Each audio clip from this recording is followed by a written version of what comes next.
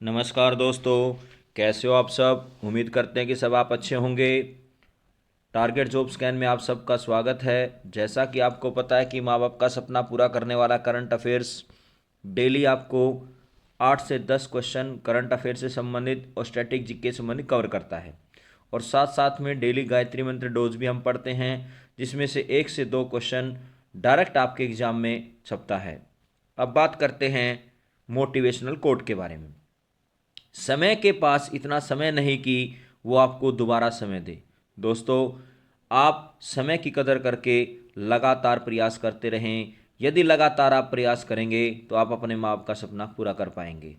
अब बात करते हैं डेली गायत्री मंत्र डोज के बारे में। 248 अनुच्छेद कहता है अवशिष्ट शक्तियों का प्रावधान है। यानी अवशिष्ट शक्तियों का मतलब वो होता है कि जब राज्य सूची, संघ सूची और समवर्ती सूची के द्वारा कानून बना दिया जाता है तो उसके बाद फिर अवशिष्ट सूचियों के माध्यम से कानून बनाए जाते हैं, तो उसका प्रावधान है 248 अनुच्छेद में। अवशिष्ट सूचियों का प्रावधान किस देश से लिया गया? ऑस्ट्रेलिया से लिया गया। बहुत बार क्वेश्चन पूछा गया है। 249 अनुच्छेद कहता है कि राज्य सूची के विषय में संबंध में राष्ट्रीय हित विधि बनाने की शक्ति संसद को दी गई है। कहने का मतलब ये है दोस्तों कि संसद को यह शक्ति दी गई है, संसद को यह पावर दी गई है कि राज्य सूची के विषय में वो कानून बना सकती है अगर राष्ट्रीय हित के लिए वो कानून बनाना हो तो।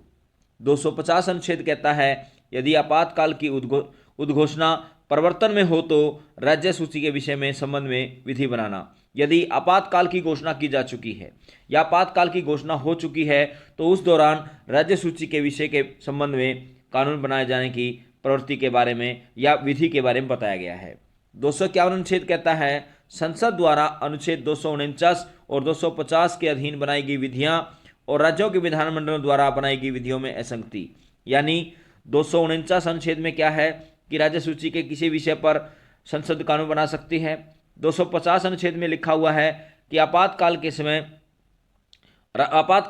राज्य सूची के विषय पर कानून बनाया जा सकता है। इन दोनों के बारे में और राज्यों की विधानमंडल के बारे में अगर कोई भी असंगति आ जाए, कोई भी विवाद पैदा हो जाए, तो उस दौरान केंद्र सरकार द्वारा बनाए गए कानून को लागू किया जाता है।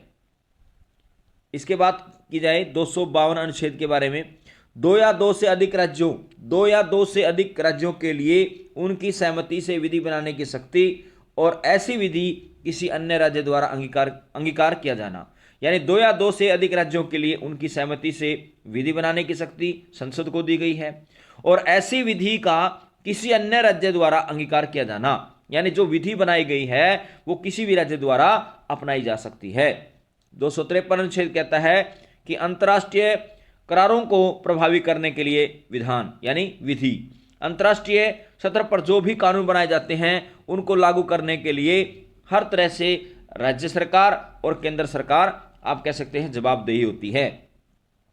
254 अनुच्छेद कहता है संसद द्वारा बनाई गई विधियों और राज्यों के विधानमंडलों द्वारा बनाई गई विधियों में असंगति। यानी संसद के द्वारा कोई विधि बनाई गई है और राज्य विधानमंडलों के द्वारा कोई विधि बनाई गई है और उसमें किसी प्रकार का विवाद हो जाए तो इसके बारे में 254 अनुच्छेद में बताया गया है और इन दोनों के बीच अगर विवाद हो जाए तो केंद्र सरकार को प्राथमिकता दी जाती है। अब बात करते करंट अफेयर से संबंधित। हाल ही में इसरो ने किस वर्ष तक मलबा मुक्त अंतरिक्ष हासिल करने का निर्णय लिया है? तो ये किया है 2030 तक। यानी इसरो ने ये निर्णय लिए हैं कि 2030 तक जो अंतरिक्ष के अंदर मलबा पड़ा हुआ है उसको हम साफ कर देंगे। ऐसा 2030 तक ये निर्णय लिया गया। कई बार पूछा जाता है कि इसरो की स्थापना कब हुई? इसरो की स्थापना हुई 15 अगस्त 1969 को। इसरो के पहले अध्यक्ष कौन थे? तो आप कह सकते हैं इसरो के पहले अध्यक्ष थे डॉक्टर होमी जहांगीर बाबा।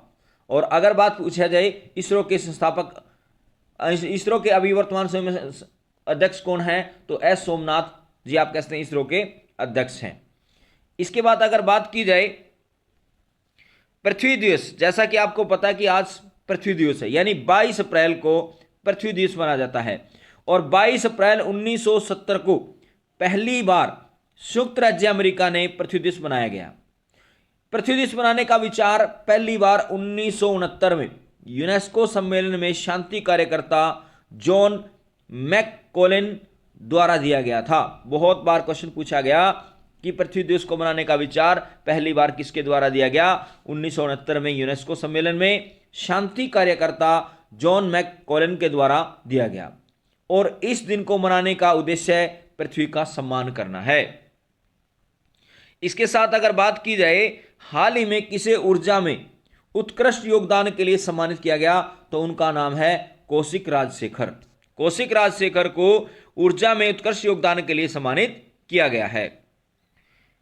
हाल ही में इंटेल ने किसे भारत क्षेत्र प्रमुख के रूप में घोषित किया गया है? तो यह किया गया है संतोष विश्वनाथ को।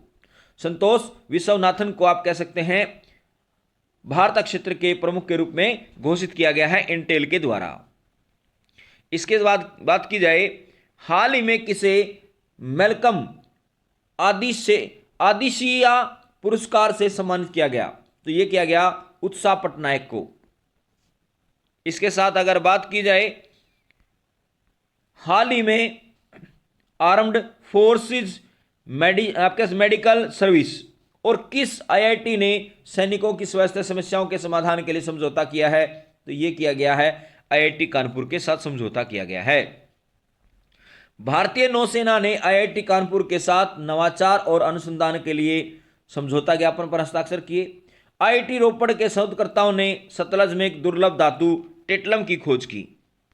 इसी प्रकार से उत्तर प्रदेश सरकार ने बेहतर आपदा प्रबंधन के लिए आईआईटी रुड़की के साथ समझौता करने का फैसला किया है और आईआईटी गुवाहाटी ने उन स्वास्थ्य देखभाल के लिए स्वास्थ्य परियोजना का उद्घाटन किया। इसके साथ अगर बात की जाए, हाल ही में किसे sky tracks world airport award 2024 में विश्व का सबसे अच्छा एयरपोर्ट घोषित किया गया है? तो वो किया गया हमाद इंटरनेशनल को।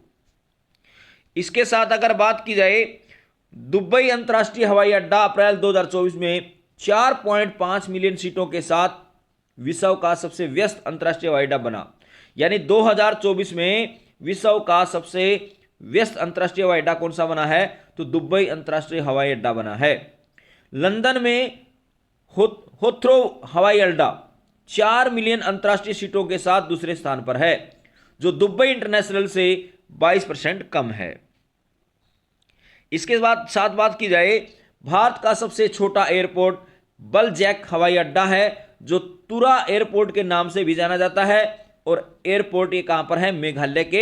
मेघालय राज्य में है और ये उत्तर पूर्व में 33 किलोमीटर की दूरी पर स्थित है।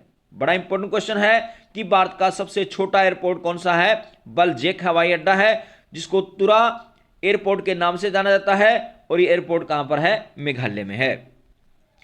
इसी प्रकार से अगर बात करें, कुसोक बुकुला रिम्पोची एयरपोर्ट ले में है, जो आप कहते हैं भारत का सबसे ऊंचा एयरपोर्ट है। पूछा जाए भारत का सबसे ऊंचा एयरपोर्ट कौन सा है? कुसोक बुकुला रिम्पोची एयरपोर्ट है, जो ले में है और यह एयरपोर्ट समुद्र तल से 3256 मीटर की ऊंचाई पर स्थित है। पहले यह एयरपोर्ट भारतीय वायुसेना के अंतर्गत आता था। इसके साथ अगर बात की जाए, राष्ट्रीय महिला हॉकी कोच हरेंद्र सिंह को नियुक्त किया गया है। राष्ट्रीय महिला हॉकी कोच हरेंद्र सिंह को नियुक्त किया गया है। ब्रिटेन ने भारत में अपनी पहली महिला उच्चायुक्त लिंडी कैमरून को नियुक्त किया है। जगजीत पावड़िया को अंतर्राष्ट्रीय नारकोटिक्स नियंत्रण बोर्ड के लिए चुना गया। हाल ही में भारतीय नौसेना का प्रमुख किसे बनाया गया? दिनेश त्रिपाठी को बनाया गया। इसने किसका स्थान लिया है? तो हरि कुमार का स्थान लिया है। भारतीय वायुसेना के अध्यक्ष पूछा जाए तो कौन है? विवेक कुमार चौधरी हैं। अगर भारतीय थल सेना के अध्यक्ष पूछे जाए तो कौन है? मनोज पांडे हैं। और तीनों सेनाओं के ऊपर नियंत्रण कौन करता है या उनका अध्यक्ष कौन होता है? तो आप कह सकते हैं राष्ट्रपति होता है। और इन तीनों सेनाओं को नियंत्रण करने के लिए एक सीडीएस का पद बनाया गया। आप कह सकते हैं जो हमारे अभी सीडीएस हैं उनका नाम है अनिल चौहान, जो हमारे पहले आप कह सकते हैं दूसरे सीडीएस हैं, जबकि पहले सीडीएस का नाम था विपिन रावत, जिनकी मृत्यु हो चुकी है।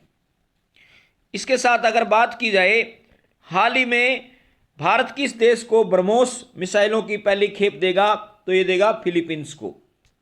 जापान की राजधानी क्या है? टोक्यो। फिलीपींस की राजधानी क्या है? मनीला। इसराइल की राजधानी क्या है? जेरूसलेम। और रूस की राजधानी है मॉस्को।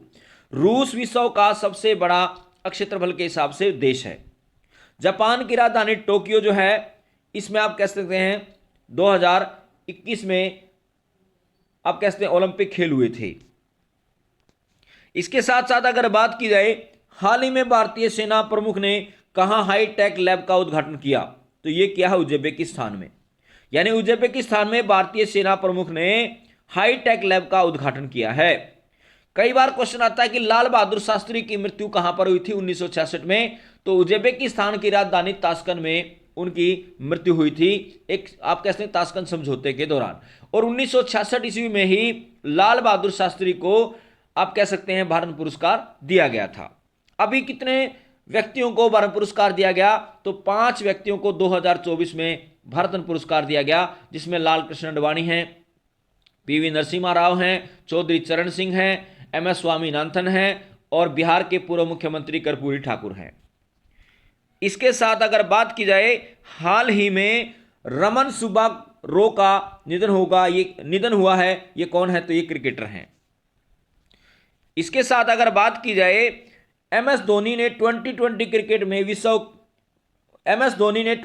क्रिकेट में विकेट के पीछे 300 कैच पकड़कर नया रिकॉर्ड बनाया है और 7000 2020 रन बनाने वाले इकलौते विकेट कीपर भी बने। आईपीएल की सर्वकालिक महान टीम का कप्तान एमएस धोनी को बनाया गया है। टेस्ट क्रिकेट में अनिल कुंबले के बाद 500 विकेट लेने वाले दूसरे खिलाड़ी का नाम है आर अश्विन बने हैं। चेन्नई सुपर किंग में ऑफिशियल स्पॉन्सर के रूप में एतिहाद एवरेज के साथ समझौता किया है। इसके साथ अगर बात की जाए, हाल ही में संपत्ति के आधार पर एशिया प्रशांत में शीर्ष 50 ऋणदाताओं में कितने भारतीय बैंक शामिल हैं? तो ये 3 भारतीय शामिल हैं। 3 भारतीय बैंक इसमें शामिल हैं। हाल ही में हिंदुस्तान जिंक वैश्विक स्तर पर चांदी के उत्पादन में कौन से स्थान पर पहुंच गया है? भारत। तो ये आप कहते हैं तीसरे स्थान पर पहुंच गया है। हाल ही में किसने आगामी खिलाड़ी के लिए हॉकी इंडिया का असुंता लाकड़ा पुरस्कार जीता है? तो उनका नाम है दीपिका सोरिंग। और पूछा जाए, ओलंपिक खेलों में अब तक हॉकी में कितनी बार आप कह सकते हैं स्वर्ण पदक जीता? तो 8 बार जीता गया है। विश्व लीवर दिवस कब मनाया गया? तो यह मनाया गया 19 अप्रैल को। इसके साथ साथ अगर बात की जाए, 1 अप्रैल को उत्कल दिवस यानी उड़ीसा दिवस मनाया जाता है। 2 अप्रैल को विश्व ऑटिज्म जागरूकता दिवस मनाया जाता है। 3 अप्रैल को हिंदी रंगमंच दिवस मनाया जाता है। 4 अप्रैल को अंतर्राष्ट्रीय खदान जागरूकता दिवस मनाया जाता है।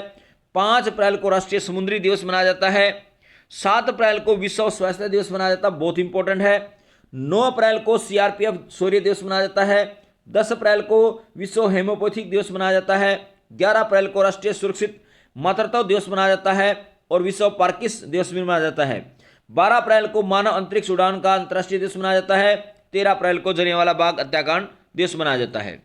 15 अप्रैल को विश्व कला दिवस और हिमाचल दिवस मनाया जाता है। 16 अप्रैल को विश्व आवास दिवस मनाया जाता है। 17 अप्रैल को विश्व हीमोफीलिया दिवस मनाया जाता है और 18 अप्रैल को विश्व विरासत दिवस मनाया जाता है और 19 अप्रैल को लिवर दिवस मनाया जाता है। और आज 22 अप्रैल है तो पृथ्वी दिवस मनाया जाता है।